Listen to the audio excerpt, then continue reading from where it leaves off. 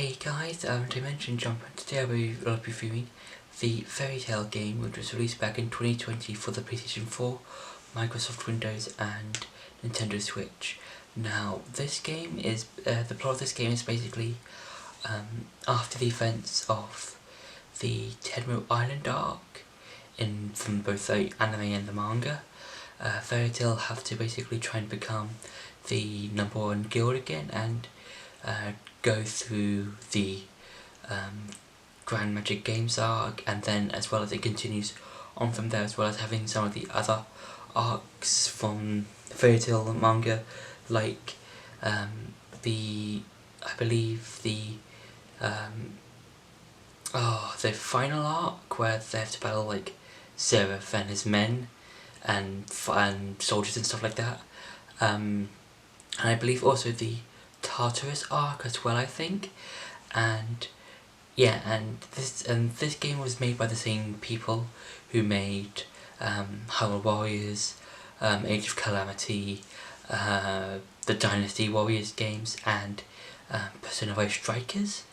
And this game, I would say, is very different to those games, because with the games like Hyrule Warriors and Age of Calamity, with those games, you had to not only beat a horde of enemies, but also capture keeps and do specific objectives in those games. And then in Persona 5 Strikers, it's pretty much fight a bunch of shadows and then change people's hearts and stuff like that by using personas. And with the Fairy Tail game, it's kind of different, mainly because the battling system in this game is mainly kind of like the Pokemon games, in which it's a turn-style game, and that you'll have like a party of like three people, and then it'll be like a simple turn-based action. So one character attacks, another character attacks, and then another character attacks, and then one of the enemies that you fight attacks. And what I like about the game is that it does take a lot of inspiration from Fairy Tail. Like, you've got specific jobs you can do, you can use different characters from the anime and the manga. The only downside I would say to it is that it kind of glosses over a lot of the rest of the manga, like the first, obviously, half, which is a big chunk. So we from the Lullaby arc towards the end of the Tenru Island arc, and I think I kind of understand why, because when you play the game, or if you've read the manga or seen the anime, Fairy Tail, when they come back after that 5-year or 7-year time skip, the guild has been reduced to just a little shack, and in the game they go to that particular shack and you start off at 0. So it's kind of understand why they're doing it. It's just mainly to start off with okay, this is what you can do, and let's try and get back to the top and let's become more powerful. So I kind of understand where the developers were coming from, and not making you so powerful and too OP. So they're just starting you off with just enough to basically defeat low level enemies and stuff like that, and then work your way up to battle higher level enemies. And I think that's a nice way, and I think that's a kind of understandable way of where the developers are coming from. And now it's time for some gameplay. Now, like with other games, like the Fairy Tail game, like Attack on Titan, and games like, let's say, Hyrule Warriors, you're given different areas to go through. So for example, you've got the guild, the Fairy Tail guild that you get, I think you see after the Tenru Island arc, and then you start off with basically this, and then as the game progresses, you get your old guild back. And just like in Fairy Tail, you can do different requests. Now these are basically the side missions, or the side quests of the game, and these kind of like, these basically work the same way as the Attack on Titan games and Hyrule Warriors, in terms of that each every time that you get to a next rank, for example from rank D to C, you'll get harder and harder quests. So like, you know, with rank D being, you know, the easier quests, and then rank S being the harder quests. And then each quest is vaguely different. So some might be just beat a particular enemy, some might be just rescue a specific person, stuff like that. And sometimes for some of the requests you're given different rewards as well as different party members, which I think is quite interesting because there's nothing is so in keeping of the show of Fairy Tail of like, oh, we need these characters to help out with a specific thing, and I think it really does help, you know, bring out, you know, who basically makes you play with a lot of different characters and not just, oh, you can play with whoever you want for specific quests. It really shows, oh, okay, you can use specific, you have to use specific characters because they might help in terms of enemies or stuff like that. So let's go with this one. So I'm going to show you a normal quest and then a sort of like team required request.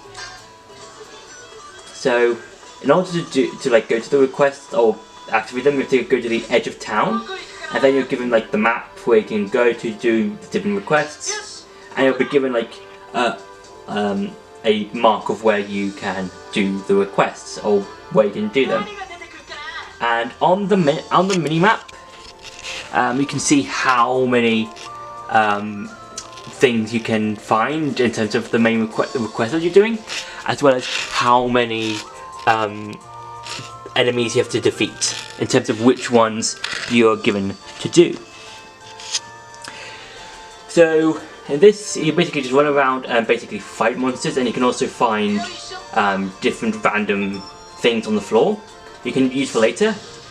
Now the battles kind of work like how in Pokemon does it, in terms of, different enemies are weak to different styles, and it kind of works like that, as well as would I say Fire Emblem?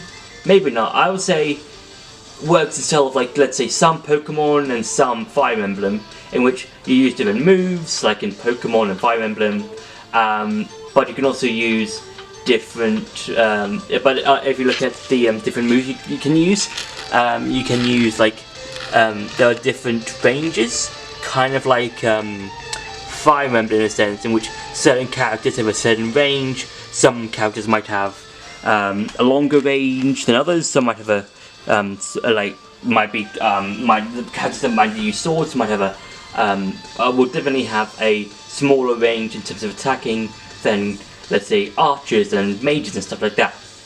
So you really have to think, okay, how am I going to go forward with this? So let's go with this one. So as you can see, I can attack two of the enemies in front of me.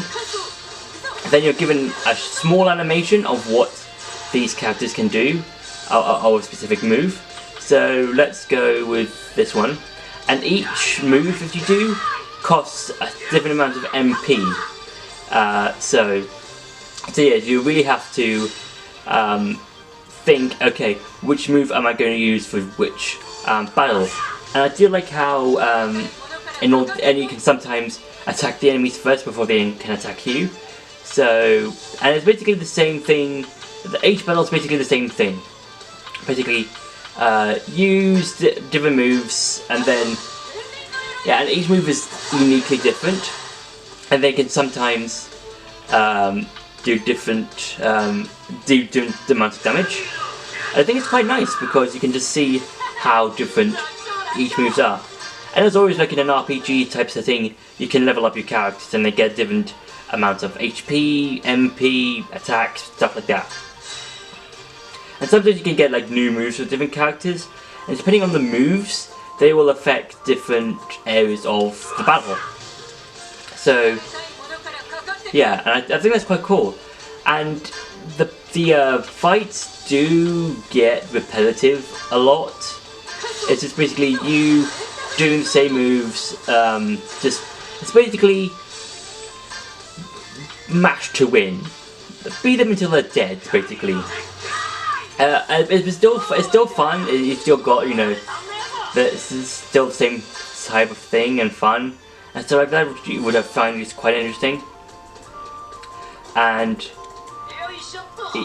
yeah, and I do like how you can just run about, and yeah, and now I'm going to quickly show you some of the normal type stuff you can do in when you're not doing stuff like the main quest or request. So when you're not out doing the main quest or doing certain requests that you're given, you can talk to different characters or go to certain areas like the shop. Now the shop, like with other games like Fairy Tail, you've got like items that can help you with recover SP, HP, revive certain characters, help you with certain ailments, stuff like that, which is really quite useful. And you can also upgrade these facilities. Like, you know, if you want to upgrade the shop, then you have to reach a certain chapter in the game and get a specific amount of money or jewels in this game. And if you want to enhance it, just hover over, press the X button, and then a character who runs a specific facility will say, "Oh, okay, you need to upgrade this specific thing," and then they'll tell you, "Okay, this particular monster will drop this, material, and they will be located in this specific area of the game." Which I think is quite nice, because like then you can have to go out, find this particular monster, fight them, and then you basically just upgrade a specific area. And also there's the guild rank, which basically shows you the different guilds in the different ranks. So you've got Sabretooth at number 1, Lamia scale, and then all the other guilds that are like kind of mainly important to this to the next few arcs of Fairy Tail.